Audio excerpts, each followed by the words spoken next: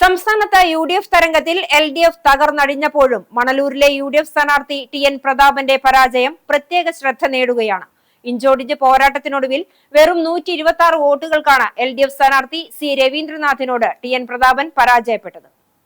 വോട്ടെണ്ണൽ പൂർത്തിയായതിനെ തുടർന്ന് നാടകീയ സംഭവ വികാസങ്ങൾക്കൊടുവിലായിരുന്നു വിധി പ്രഖ്യാപനം.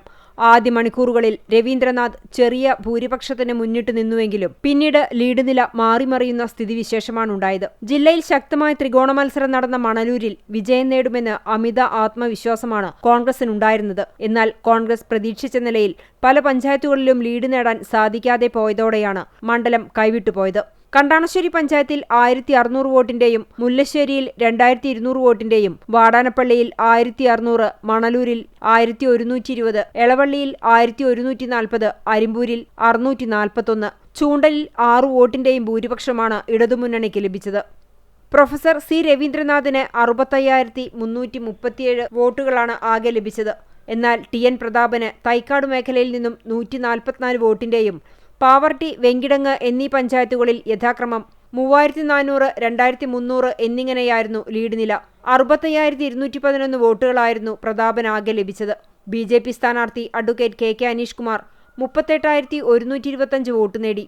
വോട്ടെണ്ണൽ പൂർത്തിയായതിനു ശേഷം സംശയാസ്പദമായി മാറ്റിവെച്ച 200ഓളം വരുന്ന തപാൽ വോട്ടുകളെ സംബന്ധിച്ച് പ്രതാപൻ ആക്ഷേപം ഉന്നയിച്ചു.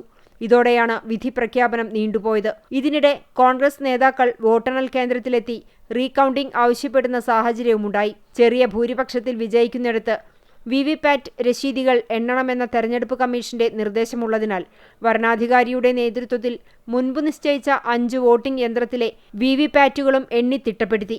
ഇതിനെ തുടർന്നാണ് ഔദ്യോഗികമായ വിധി പ്രഖ്യാപനം നടത്തിയത്.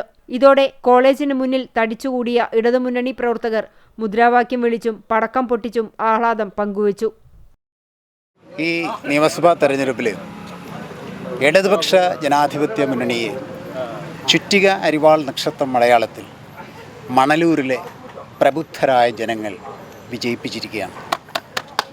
തീർച്ചയായിട്ടും ഇടതുപക്ഷ ജനാധിപത്യ മുന്നണിക്ക് ഈ നാട്ടിലെ മുഴുവൻ ജനങ്ങളോടും കടപ്പാടുണ്ട്. ഞങ്ങൾ നന്ദി പറയുന്നു.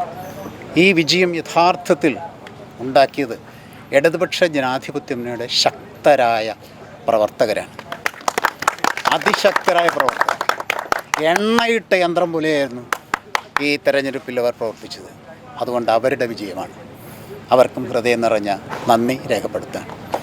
ഇതിനോട് ഈ നാട്ടിലെ ജനങ്ങളോട് ഞങ്ങൾക്ക് കടമയുണ്ട്.